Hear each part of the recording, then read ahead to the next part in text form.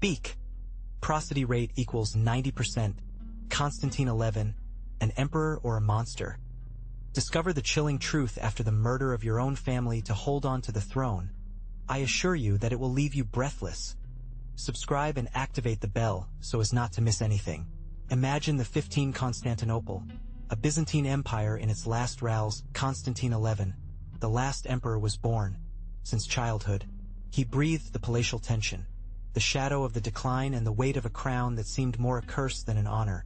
His childhood, surely, was marked by intrigas, by the constant threat of war and the precariousness of his position in an increasingly hostile world. His rise to the throne was not a triumphal walk. Constantine 11 inherited a divided empire, besieged by the Ottomans, with their depleted resources and their few allies. Despite his youth, his character was forged in adversity, between conspiracies and power struggles. The responsibility fell on his shoulders at an early age, and the shadow of death constantly hovered on him and his family. The story remembers him as a brave man, capable of inspiring loyalty in his troops, despite the desperate situation. But what decisions Constantine 11 made to maintain its power? What sacrifices were willing to do to keep his throne? The answer, as you already suspect, is chillingly dark. Prepare to know the truth behind the last Byzantine emperor. You will see the Byzantine Empire, that last bastion of ancient Rome, staggered for centuries. The threats hovered on their borders. The Ottoman Turks, powerful and ambitious, pressed from the east, conquering territories and accumulating forces. His relentless advance was an omen of what was to come, a danger that Constantine would inherit and that would mark his destiny. But the danger not only came from outside. Within the same walls of Constantinople, corruption and internal struggles weakened the empire. Ambitious nobility, palatial conspiracies and disputes over power undermined political stability. Remember that Constantine not only had to face external enemies, but also the wolves disguised as sheep that stalked inside their own court. The Byzantine economy was also in crisis. The constant military conflicts exhausted the imperial coffers, leaving the army devoid of resources and the population mired in poverty. This internal fragility made the empire even more vulnerable to the ambitions of the Ottomans, creating a vicious circle of decay and weakness. But the threat not only came from outside. Within the empire itself, the Paleologian family, the reigning dynasty, was mired in a deep crisis. Rivalries, intrigues and struggles for power between brothers, cousins and nephews were every day's bread. You will see how personal ambition eclipsed the well-being of the empire, an empire already weakened. Constantino 11, the last emperor, was no stranger to these struggles. He himself was involved in a complex network of family alliances and betrayals. The fight for the control of the throne and the real succession was ruthless, and each member of the family was willing to do what was necessary to get victorious. Remember that survival depended on political ability, but often leaned towards the darkest. Brothers who faced the emperor's favor, cousins conspired in the shadow, and nephews who longed for power. The Byzantine court became a battlefield where loyalty was a luxury and betrayal a currency. You will wonder how far would the ambition of each of them go? In this atmosphere of distrust and violence, the Paleologian family blew little by little. The alliances broke, and the loyalties changed with the same speed as the wind. The struggle for power within the dynasty not only weakened the empire, but prepared it for its final fall. Can you imagine the weight of that responsibility on the emperor's shoulders? But among the shadows of the court, a young Constantine emerged, unexpected heir. His ambition was not a silent rumor, but a whisper that became a roar. You see it. You observe how, from childhood, it awakens in it a longing for power that eclipses any other aspiration. That it was not only the crown what he wanted, but the absolute control, the suppression of any threat to his reign, even within his own family. His ascent was methodical, calculator. You observed how strategic alliances wove, gaining the confidence of some while silently eliminated others. Each movement, each decision, was carefully orchestrated to consolidate its position. There was no space for compassion or doubt on his way to the throne. His youth concealed a cunning and ruthless mind. Prosody. Speak. Speak. Prosody rate equals 90%. The death of his relatives, although it seems sudden, was not an accident. You are witnessing how Constantine, with coldness and precision, eliminates each of its rivals. weaving a network of lies and manipulations to ensure its ascent. Each death was another step towards its ultimate goal. Absolute power, the blood of his own family stained his path to the throne, a paved road with ambition and betrayal. Thus began your reign, Constantine, at a rapid ascent, driven by ambition and spilled blood. But the throne, recently conquered, was an unstable seat. You needed allies, loyal and powerful, to ensure your position. You approached the most influential nobles, offering wealth and titles in exchange for their loyalty. You signed secret pacts, sealing alliances with solemn promises, but you knew that the true currency of power was suspicion. But the court was a nest of vipers. The betrayals were as common as the air you breathed. Each smile could hide a dagger, every kind word, a plan for your fall. You observed with suspicion your alleged allies, looking for indications of deception, analyzing each gesture, every look, every silence. The paranoia became your inseparable partner, a shadow that pursued you in each step.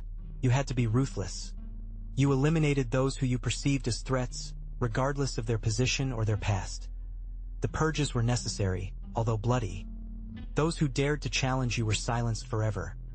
The blood of your enemies stained the soil of the palace, a constant reminder of your power and your determination. Fear became your best ally, fear and your relentless ambition. But peace was a luxury that Constantine could not afford. The Ottomans, with their growing power, stalked on the borders of the empire. His sultan, an ambitious and ruthless man, saw in your weak reign an opportunity to expand his domain. You felt the pressure, the constant threat of a war that could consume you. Beyond the Ottoman, other enemies stalked. The Venetians, eager for power and wealth, looked at you suspicious, greeting the coastal lands of your empire. Its ships, fast and lethal, furrowed the sea, a constant threat to your ports and commerce. The war with them seemed inevitable, a struggle for the control of the Mediterranean. And not only external enemies pressed you. The Byzantine, unhappy and ambitious nobles constantly conspired against you. Some even sought secret alliances with the Ottomans, hoping to obtain power and wealth in exchange for your fall. Your throne staggered, threatened by internal and external enemies, a perfect storm that could destroy you. Your enemy was not a simple king, but Mehmed II, the conqueror, a young sultan, ambitious and cunning, who had inherited an expanding empire. He had carefully observed the weakness of the Byzantine Empire, his constant internal struggles and his waning resources. For Mehmed, Constantinople was the crown jewel, the final prize that would consolidate his legacy. His army was a formidable force, a mixture of experienced soldiers and new loyal troops. Mehmed had learned from the campaigns of his predecessors and had modernized his army, incorporating new tactics and firearms that were devastating. The shadow of his army extended throughout the Byzantine Empire, generating a climate of fear and tension. While the Ottoman Empire grew in power and ambition, Constantine's situation became more and more precarious. The threat was imminent, palpable. Sultan Mehmed was not only a warrior, but a brilliant strategist who patiently planned the fall of Constantinople. Each Mehmed movement was calculated, every strategic decision. But the Ottoman threat was not the only danger that stalked Constantine. Within the walls of Constantinople, a maze of palatial intrigues is woven with threads of ambition and betrayal. Your family, the Paleologist dynasty, was divided, full of resentments and struggles for power. Each member of your family, each nobleman, each counselor, was a player in a deadly game where survival depended on cunning and cruelty. Your brothers, your cousins, even your own uncles, saw you as an obstacle, a weak heir who prevented his own dreams of greatness. The court was a hotbed of gossip, conspiracies and secret alliances. Each word, each gesture, each look could be a sign of betrayal, an invitation to the civil war or a step towards death. You were caught in a network of changing loyalty and unexpected betrayals. Trust was a luxury that you could no longer afford.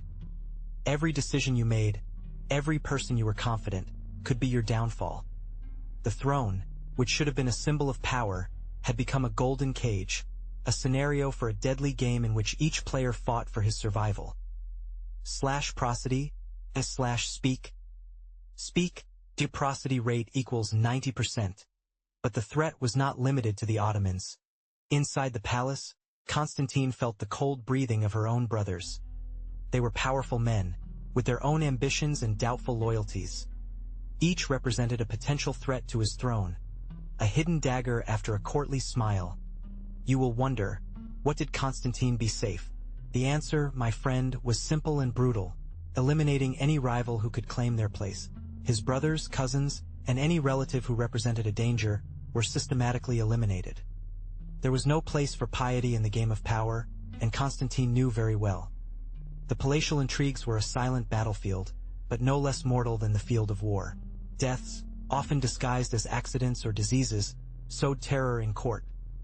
The few who remained, plunged into fear, became puppets in their hands. It was no longer only the Ottoman threat that stalked Constantinople, but also the ominous shadow of his own horror reign. How far Constantine would come to preserve his power. But the most immediate threat arose from an unexpected place. Its cousins, young, ambitious, and thirst for power, saw in the perceived weakness of Constantine a golden opportunity. Secretly, they began to weave a network of alliances, seeking the support of noble unhappy and captains of the imperial guard, whispers in the corridors of the palace, clandestine meetings under the mantle of the night. The conspiracy was underway. The plot focused on a rapid and efficient coup d'état. Taking advantage of a strategic absence of Constantine, they planned to take control of the palace, arrest their allies, and proclaim one of them as the new emperor. They thought it would be easy, a simple change of guard, but underestimated the loyalty of some army sectors and the cunning of Constantine himself. The night of the coup arrived loaded with tension. The conspirators moved stealth, but a loyal to Constantine's servant, alerts the suspicious movements, discovered the plot. The information reached the emperor's ears just in time. Constantine, far from being a weak man, demonstrated a cold and calculator intelligence. It was not surprised. With surgical precision, Constantine anticipated the movements of his cousins. His loyal imperial guards, previously alerted, intercepted the conspirators before they could execute their plan. The coup d'état was suffocated with brutal efficiency, and the traitors were arrested and subsequently executed. The first great threat to his reign had been neutralized, but the seed of discord was already sown. The conspiracy of your cousins was only the beginning. Constantine, once he secured his position, unleashed a relentless purge. It was not just about eliminating those who threatened him directly. It was a matter of eradicating any potential challenge to his reign. The nobility, accustomed to intrigue and power, became its main objective. Each nobleman, each elite member who showed the slightest sign of dissent, was eliminated. The executions were fast and silent, made under the mantle of the night. There were no judgments or fair processes. The suspicion was enough to seal someone's fate. Entire families were annihilated, their properties confiscated and distributed among the loyal to Constantine. Terror became the main tool to maintain control. The message was clear. Opposing the emperor meant death. Purge not only affected the political nobility. Artists, intellectuals, even clergy who dared to question Constantine's decisions were persecuted and silenced. The objective was to create a power vacuum, a space where only the will of the emperor would reign supreme. The consolidation of absolute power was not just a goal, it was a necessity for Constantine, a requirement to ensure its survival in a world full of betrayal. But the purge did not stop there. Your brothers, those with whom you shared children in childhood, were now obstacles in your path to absolute power. Constantine, with the coldness of an eternal winter, ordered his executions. First were the youngest, those whose influence was lower, but whose lives represented a potential risk. His screams of agony, silenced at night, resonated on the walls of the palace, an echo of a past that no longer existed. The death of your younger brothers was just the prelude. The next piece of the board was the elimination of your nephews, the children of your older brothers. They were children. Some were just beginning to understand the world. Others were already curious and observers. However, for Constantine, everyone represented a latent threat, an uncertain future. Efficiency was its motto. No detail would be randomly. /prosody /speak. Speak. Prosody rate equals 90%. Remember the words of your directors. Mercy is weakness, Majesty. And so, one after another, your brothers and nephews were eliminated. Their bodies, withdrawn in silence under the darkness of the night, became buried secrets under the earth, as hidden as the true ambitions that promoted Constantine to commit these atrocious acts. The throne was ensured, but at what cost? The elimination of your brothers was just the beginning. Now, every nobleman, every advisor, every servant, lived under the shadow of your omnipotence. At a wrong whisper, a challenging look, could be enough to seal its destiny. Terror became your most effective weapon, much more powerful than any army. Public executions became common, shows designed to terrorize the population and reinforce your authority. The head of a traitor, stuck in a spicy in the main square, served as a constant reminder of the price of disobedience. The silence, heavy and oppressive, seized the streets. Even your closest allies lived with the constant fear of an unexpected turn of your humor. False accusations, palatial intrigues, and mysterious disappearances became the new normality, and no one was safe from your paranoia, not even those who had helped you ascend to the throne. Fear became the cement that kept your empire together. Terror, your government tool. Your reign, built on a blood and oppression base, was sustained precariously, sustained only by the constant panic you had sown in the heart of your people. So, was so much violence necessary, you ask yourself, right? Constantine XI would argue yes. For him, every death was a necessary sacrifice to ensure the stability of the empire, to protect his people from anarchy and the ambitions of his enemies. The threat was real, the struggle for power, brutal. He looked himself as the only one capable of maintaining order, even if that meant spilling blood. But what about the price? The cost of its strategy was high. Paranoia spread like a disease, feeding fear and distrust. Loyalty became a currency, and betrayal a constant threat. Each action, every decision, was dyed by spilled blood. The empire, supposedly safer, became a deeply insecure place, inhabited by constant fear.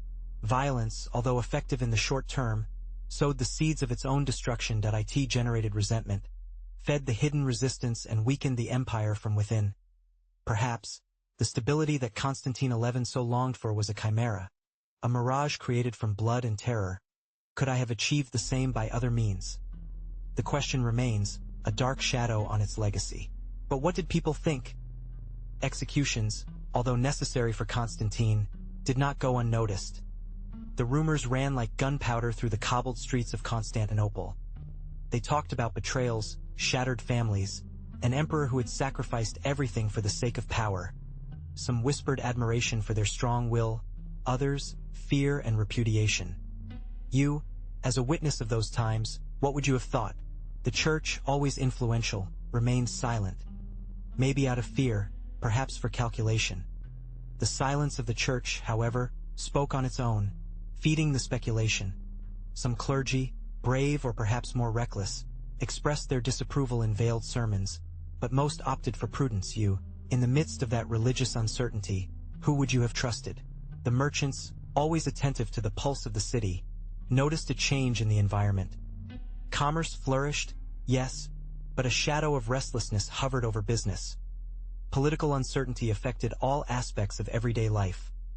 The fear of reprisals silenced open protests. You, observing daily life in the streets, would you have noticed the subtle difference? In summary, public opinion was a mosaic of fear, uncertainty, and silent dissent.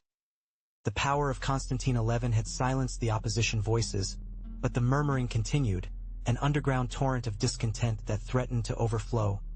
You, what would you face such an implacable emperor?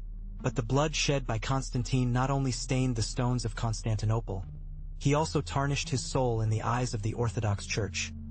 How could an emperor, anointed by God, be responsible for such crimes? The popular clamor became a murmur of religious condemnation, a whisper that threatened to become a deafening roar. The patriarchs, the spiritual leaders of the empire, were in a delicate position. Openly condemn Constantine meant challenging imperial power, risking his own life and the stability of the church. But shutting up in such an atrocity was to betray their faith and moral responsibility before God and his people. Prosody, speak. Speak, prosody rate equals 90%, the moral conviction. Although not publicly expressed with the same force as the popular rumor, did resonate in the sermons, in the prayers, and in the uncomfortable silence that surrounded the emperor. The Orthodox Church, although it could not directly challenge the imperial power, exerted its influence through subtle moral condemnation, sowing doubt and distrust about Constantine's reign. But what really happened? The official version, carefully built by surviving courtiers, painted Constantine XI as a fair and pious ruler, a victim of a treacherous conspiracy. There was talk of internal enemies, of ambitious nobles who sought power, an orchestrated spell to destabilize the empire. This narrative, repeated over and over again, sought to hide the truth, a truth too bloody to be digested by the people. Rumors spread that the imperial family had been eliminated to consolidate power, but these voices were quickly silenced. The church, allied with the emperor, was responsible for spreading the official version, presenting Constantine XI as a martyr. The monks, powerful at the time, contributed to this manipulation of the story, burying the facts under a layer of religious propaganda. The official version became accepted history, which was taught in schools and transmitted from generation to generation. The legends that arose later spoke of ghosts and curses, of the divine anger against the murderous emperor. But those legends were not also a way of remembering, even if it is veiled, the truth that had been tried to hide? But what do the chronicles say? You can investigate yourself. The documents of the time, although scarce and often contradictory, are our only way. There are letters, tax records, and even some witnesses, if we can trust them. Some point to a palatial conspiracy, others to a simple accident, but the truth is hidden between the lines, in the omissions rather than in the direct statements. Analyzing the language, tone, and interests of chroniclers, we can try to unravel the truth, even if it is a partial truth. Look at inconsistencies. Why are certain details repeated in several sources, while others are systematically omitted? Who were the authors of these documents? What interests did they have? Remember, the chronicles are not objective. They are the result of the perspective of who wrote them, often influenced by their political alliances or their own fears. Deciphering the truth requires a critical analysis, looking for patterns, contrasting sources, and, above all, questioning everything you read. The lack of conclusive evidence does not imply the absence of guilt. Sometimes the absence of evidence is, in itself, evidence. Think about the possible motivations of Constantine. The power, the need to maintain control, the paranoia of a possible rebellion. These are pieces of the puzzle, but not the complete image. Remember, you have to build your own interpretation based on the information you have analyzed, taking into account the limitations and biases inherent to historical sources. So, after Purge, Constantine needed to build a new court.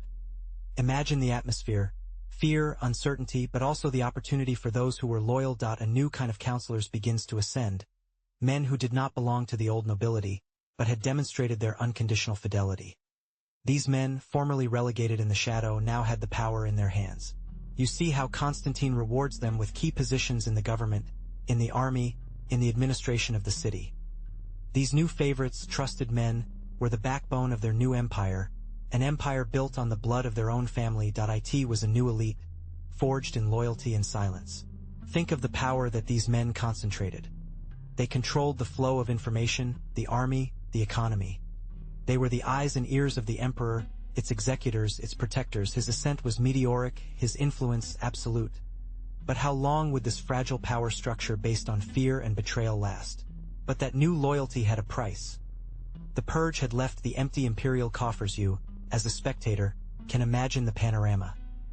Constantine, surrounded by fearful but ambitious courtiers, faces a bled empire, peasants, stripped of their lands and families, rebel more frequently, hunger stalks in the streets of Constantinople, a constant shadow that recalls the true cost of its ascent.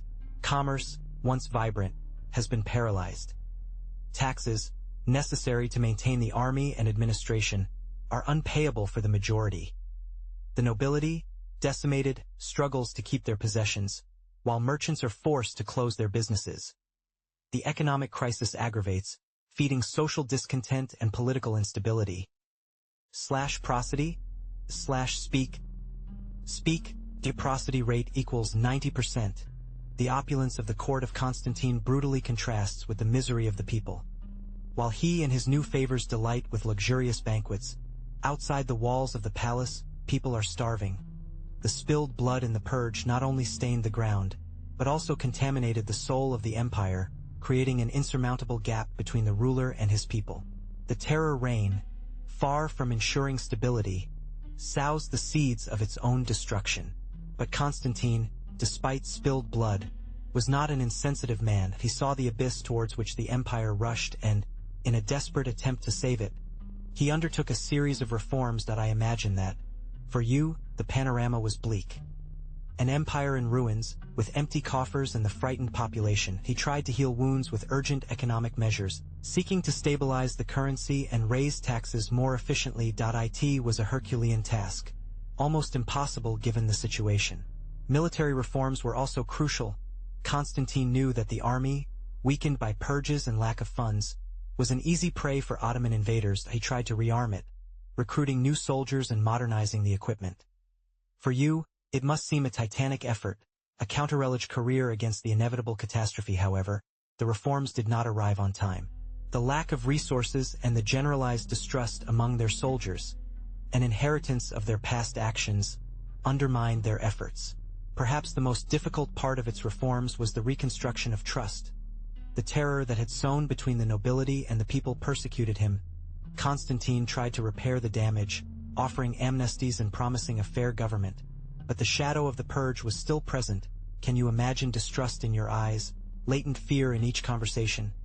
Could these reforms, however ambitious they were, to have changed the fate of the empire? The answer, as you know, is tragic. But Constantine's reforms, no matter how much tried, could not stop the inevitable. The walls of Constantinople, once impregnables, were now seen before an Ottomano formidable army, led by the implacable Mehmed II. You saw how the siege approached, a sea of Ottoman flags waving in the wind, threatening to swallow the city. The roar of the Ottoman cannons rumbled incessantly, shaking the foundations of the city day after day.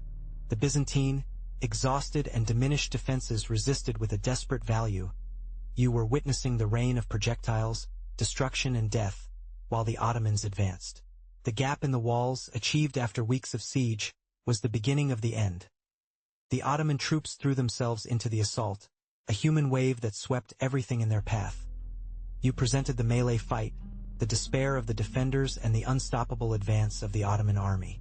Constantine XI, sword in hand, fought until the last breath, a symbol of resistance to the fall of his empire. His death, in the midst of chaos and battle, marked the end of an era.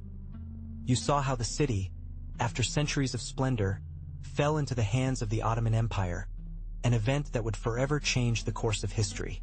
Thus, on May 29, 1453, you are in the middle of the heat of the battle.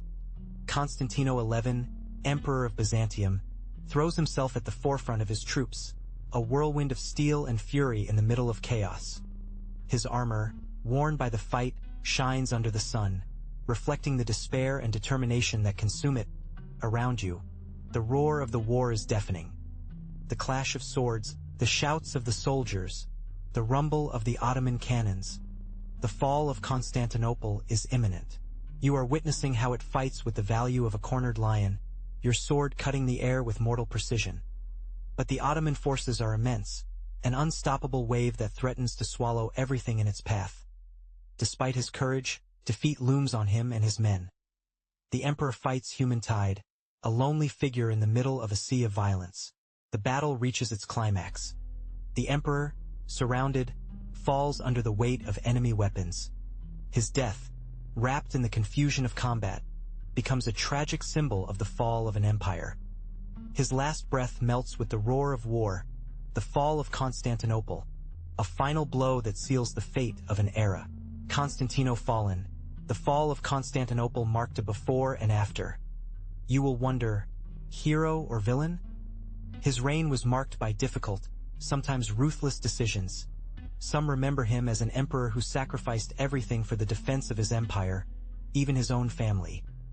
Others see it as a cruel ruler, obsessed with power, capable of any atrocity to conserve it. /prosody, /speak. Speak, the prosody rate equals 90%. Historiography presents it as a complex character, wrapped in a halo of mystery. Did you really order the execution of your relatives to ensure their position on the throne? Historical sources are contradictory, leaving space for speculation and interpretation. What is true is that his death marked the end of a millenary empire, an event that still resonates in history. His legacy is, therefore, ambiguous. For some, it is a symbol of resistance, an emperor who fought until the end for his city. For others, it represents the decline and cruelty of a regime in its last rallies. You, knowing your story, you can form your own opinion. What do you think, monster or Salvador? But was Constantine XI the worst Byzantine emperor? That is a complex question. Many emperors before him acted with a brutality that today is chilling. Think of political purges, internal power struggles that left a trace of blood throughout centuries. Constantine XI, in that context, becomes one more case, although tragic, within a long history of violence. Comparing it with emperors like Basilio I, who came to power through a coup d'état and eliminated his rivals with ruthless efficiency, or with Justinian I, whose expansive ambition generated countless deaths, makes us question whether the cruelty of Constantine XI was exceptional or simply part of a recurrent pattern. The historical perspective is crucial. Moral judgments based on modern standards applied to such a different past can be deceitful. We must understand the political context, the pressures and the threats faced by Constantine XI to understand their actions, even if that does not justify them. In short, to determine if Constantine XI was the worst emperor is subjective and even disrespectful with the complexities of history. He was a man of his time, acting within a brutal political system. Its history, although terrible, offers us a valuable lesson about the consequences of excessive ambition and the struggle for power. But the story of Constantine XI is more than a simple list of crimes. It is a black legend, a narrative built over the centuries, where the truth is mixed with propaganda and speculation. Have you ever wondered how a legend is built? In the case of Constantine, the image of a ruthless tyrant was gradually forged, feeding on the interested versions of his enemies and the lack of reliable sources that completely confirm or demand his actions. Imagine the situation. An empire in decay, besieged by internal and external enemies. Constantine, in the midst of that maelstrom, makes drastic decisions to maintain power. Were these justifiable actions? That is a question that each one must answer in the light of the circumstances. What is true is that the story that is often told the nuances, contexts, the hidden interests behind each accusation. The black legend of Constantine XI is based on accusations of murders and cruelty, but the historical evidence that supports them is, in many cases, partial or contradictory. Is it possible that the narrative has been manipulated to delegitimize its reign and justify the actions of its successors or enemies? The answer is probably yes. The story, as you know, is always written by the victors, and sometimes, for which they best handle the pen. But what is true in all this? The image of the murderous emperor is, in large part, the product of the propaganda of his enemies. Remember that the fall of Constantinople was an event of enormous importance, and the narrative about Constantine XI was molded to justify victories or defeats, depending on the side that told it. Primary sources are scarce and often biased, which hinders the objective reconstruction of the facts. Modern historians face a monumental challenge. Separate the reality from the legend. Analyze the few documents that survived, contrast them with later stories and contextualize them within the complex policy of the Byzantine Empire in their last years. It is a historical detective work that requires rigorous scrutiny of each part of evidence. So, before accepting the image of the bloodthirsty emperor, remember that history is a construction. It is crucial to analyze the sources, understand their biases and seek corroborations. The truth about Constantine XI is probably at some intermediate point between glorification and demonization, in the complexities of a reign marked by the crisis and the struggle for the survival of a dying empire. But what does the modern history of Constantine XI think? The image of the bloodthirsty tyrant has been blurring over time. Current historians analyze sources with greater skepticism, recognizing propaganda and exaggerations of enemy stories. More attention is paid to the political circumstances of the time, to the context of a besieged Constantinople and the struggle for the survival of the empire. Prosody. Speak. The prosody rate equals 90%. The truth of the accusations of fratricide and other atrocities is questioned, seeking evidence more solid than the simple statements of chroniclers with personal interests. The approach focuses on the political decisions of Constantine XI, its attempts to reform the army and administration, and its effort to obtain help from the West in the face of the imminent Ottoman threat. The modern perspective seeks to understand Constantine XI within the context of his time, considering the political, economic, and military pressures he faced. His courage is recognized by defending Constantinople until the end, although his methods and decisions are subject to debate. He is no longer seen as a simple murderer, but as a complex emperor, product of his time, who fought until the last breath for a dying empire. But what about the image of Constantine XI in popular culture?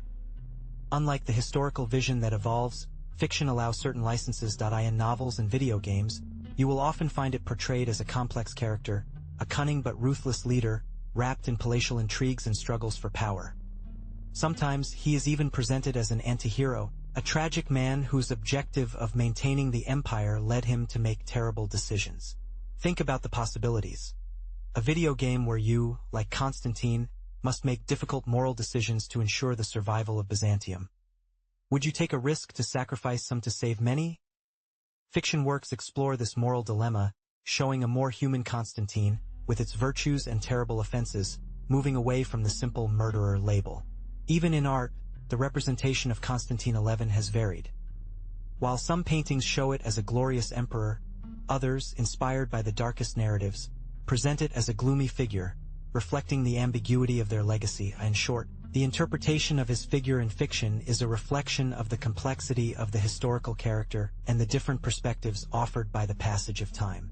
But the story of Constantine XI does not end his death. His legacy, stained with blood, continued to resonate through generations.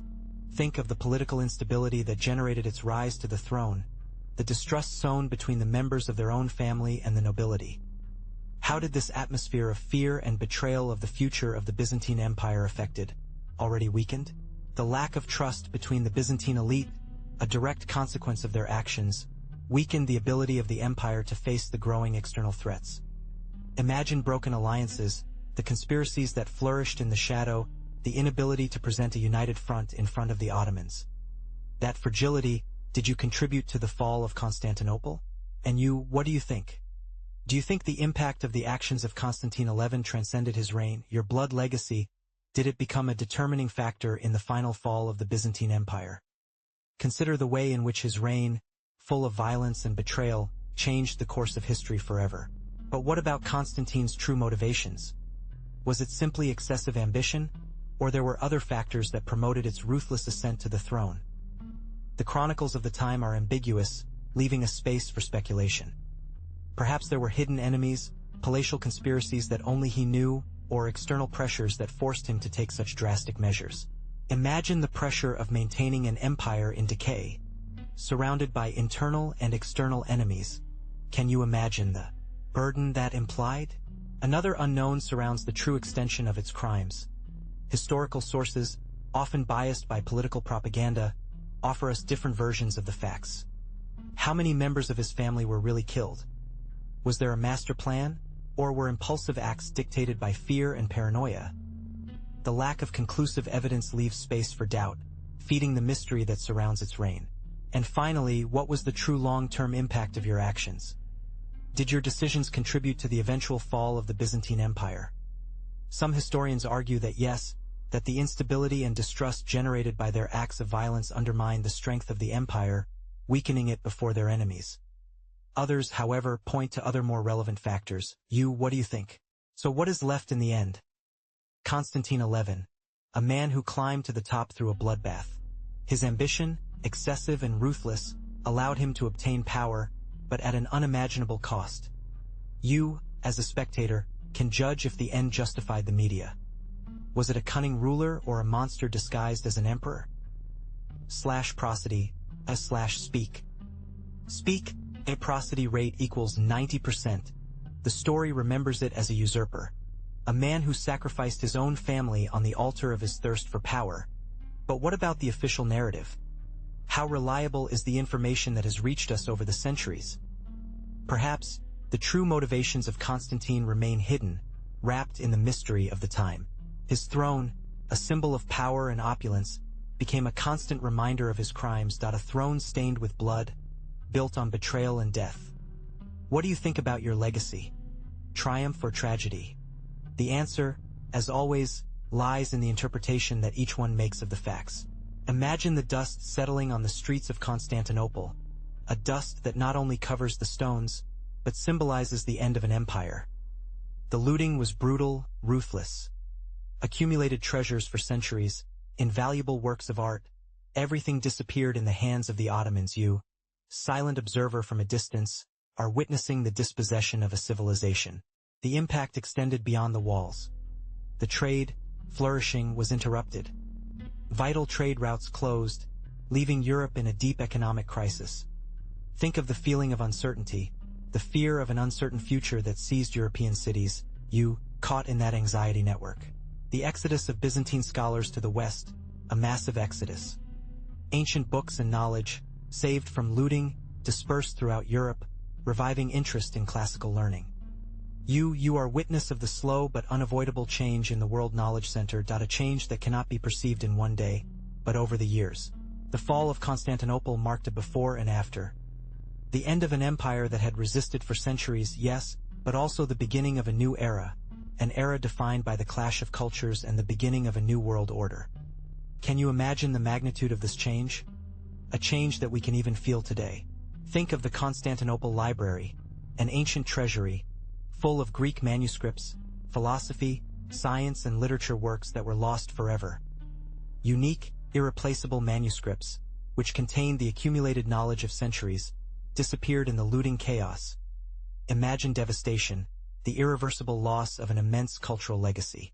The fall of Constantinople was not only the loss of an empire, but also the end of a vital learning center and cultural exchange.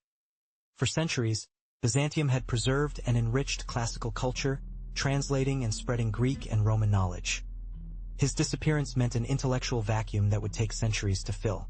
The impact extended much beyond the borders of the empire.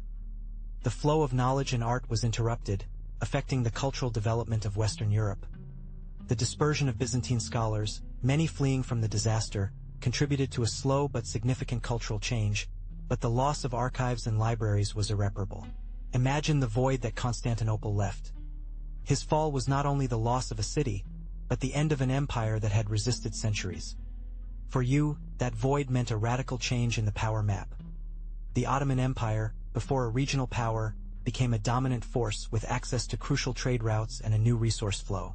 Europe was forced to readjust its strategies. Suddenly, the commercial route of silk was threatened, and with it, access to the spices and other East riches. For you, this meant the need to explore new maritime routes, promoting the era of great discoveries and European colonial expansion. The balance of power had been irremediably inclined. The flow of Greek refugees to the west was massive. Many scholars, artists and artisans dispersed, taking part of the knowledge in Byzantine culture. But for you, this also meant a significant cultural change in Europe, enriching the arts, science and philosophy of the continent. A new world order, based on change and adaptation. But you, what do you think of Constantine XI? His reign was a whirlwind of despair and extreme decisions. I imagine that you wonder if the fall of Constantinople was inevitable, or if Constantine's actions, as desperate for them, contributed to their end. Was it really a ruthless monarch, or a man desperate to save his empire? The elimination of their relatives? A terrible decision, right? It was an act born of fear, of the eagerness to consolidate his power in the midst of chaos. But does the media justify the end? Can you accept the elimination of innocent lives in the name of political stability? It is a question that continues to resonate centuries later. Prosody, speak. Speak, prosody rate equals 90%. Think about the weight of the crown, in the responsibility of governing an empire on the verge of collapse. Constantine XI faced an almost impossible situation, and his decisions, although brutal, perhaps they were in response to extreme pressure. Can you imagine the moral dilemma that he had to face every day, having to choose between the security of his kingdom and the life of his loved ones? In the end, history judges it hard. But you, what do you think? What would you do instead? It is an easy to answer question, a reflection on the price of power, on the decisions we make under pressure, and about the consequences they have for us and for all those around us. The fall of Constantinople, in part, leaves us this legacy. The complexity of judging the actions of a man in such a turbulent era. But where can you deepen the life of Constantine XI? To better understand your reign, I recommend you start with Byzantine chronicles. Look for Ducas's works, which offer a first-hand perspective, although sometimes biased. There are also the chronicles of the Latin authors who contribute a different vision from the other side of the conflict. Remember that each source has its own point of view, so comparing them is key. In addition to the chronicles, there are modern historical studies that analyze the fall of Constantinople. Look for academic works that focus on the reign of Constantine XI, in particular those that examine their military and political decisions. The works of authors such as Stephen Runciman or John Julius Norwich are excellent starting points. Remember to consult several sources to obtain a complete and nuanced vision. For a deeper understanding, I recommend exploring primary sources. Look for letters, official documents, and military records of the time. These documents can offer you crucial details about everyday life, military strategies, and political decisions of Constantine XI. Remember that accessing these sources may require knowledge of Greek or Latin, or looking for reliable translations. Finally, do not forget to use the available online resources. There are numerous websites and digital databases that contain valuable information about the Byzantine Empire and the fall of Constantinople. Academic websites, digital libraries, and repositories of historical documents can be a very useful tool in your research. Always remember to evaluate the credibility of the sources you consult. And so far today's video, I hope you have been as fascinating as to investigate the life of Constantine XI. Its history, full of tragedy and ambition, leaves us thinking about the complexities of power and the weight of the crown. Remember that history is full of nuances, and it is important to look for different perspectives to understand it better. Do not forget to subscribe to the channel so as not to miss future videos about historical characters equally intriguing. Activate the bell to receive notifications and share this video with your friends if you liked it. Your support is essential for you to continue creating quality content for you. In addition, I would love to read your comments and know what the video has seemed to you. What do you think of the actions of Constantine XI? Do you think their decisions were justified? Leave me your opinion in the comment box. I am very interested in knowing what you think. Thank you very much for your time and for watching this video until the end. Remember that history is a continuous adventure, and I hope you continue exploring with me these exciting stories of the past. See you in the next video. Bye-bye. I hope you enjoyed the story of Constantine XI. If you liked it, like and subscribe for more. What do you think about your legacy? Leave it in the comments. /prosody, /speak.